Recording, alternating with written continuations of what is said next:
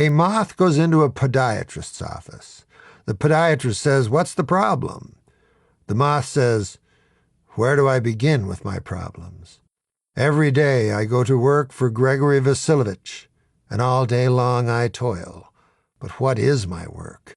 I am a bureaucrat, and so every day I joylessly move papers from one place to another and then back again. I no longer know what it is that I actually do, and I don't even know if Grigory Vasilovich knows. He only knows that he has power over me, and this seems to bring him much happiness. And where is my happiness? It is when I awake in the morning, and I do not know who I am. In that single moment, I am happy.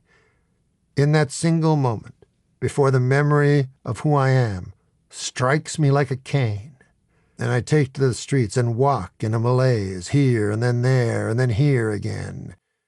And then it is time for work.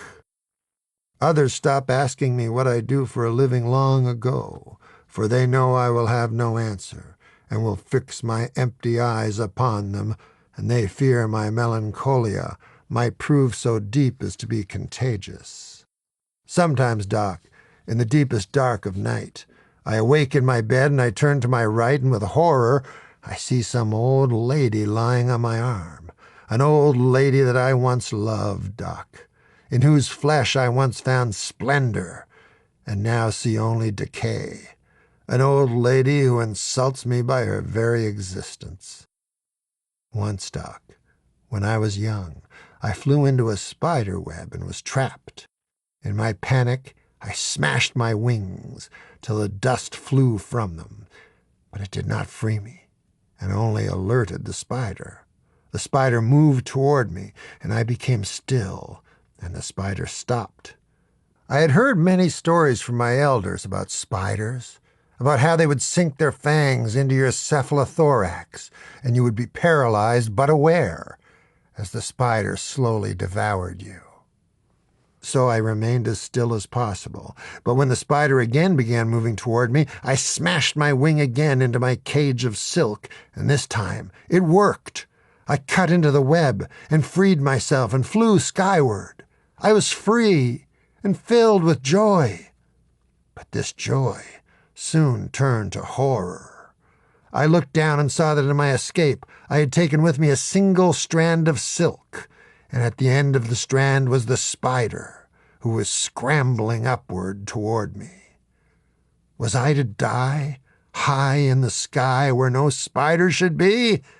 I flew this way, then that, and finally I freed myself from the strand and watched as it floated earthward with the spider. But days later a strange feeling descended upon my soul, Doc. I began to feel that my life was that single strand of silk with a deadly spider racing up it and toward me. And I felt that I had already been bitten by his venomous fangs, and that I was living in a state of paralysis as life devoured me whole. My daughter, Alexandria, fell to the cold of last winter. The cold took her, as it did many of us, and so my family mourned. And I placed on my countenance the look of grief, Doc, but it was a masquerade. I felt no grief for my dead daughter, but only envy. And so I have one child now, a boy, whose name is Stefan Mikhailovich Smakhovnikov. And I tell you now, Doc, with great and deep shame, the terrible truth. I no longer love him. When I look into his eyes, all I see is the same cowardice that I see when I catch a glimpse of my own eyes in a mirror. It is this cowardice that keeps me living, Doc, that keeps me moving from place to place, saying hello and goodbye, eating though hunger has long left me, walking without destination, and at night lying beside the strange old lady in this burlesque of a life I endure. If only the cowardice would abate for the time needed to reach over and pick up the cocked and loaded pistol that lies on my bedside table. Then I might finally end this facade once and for all. But alas, the cowardice takes no breaks.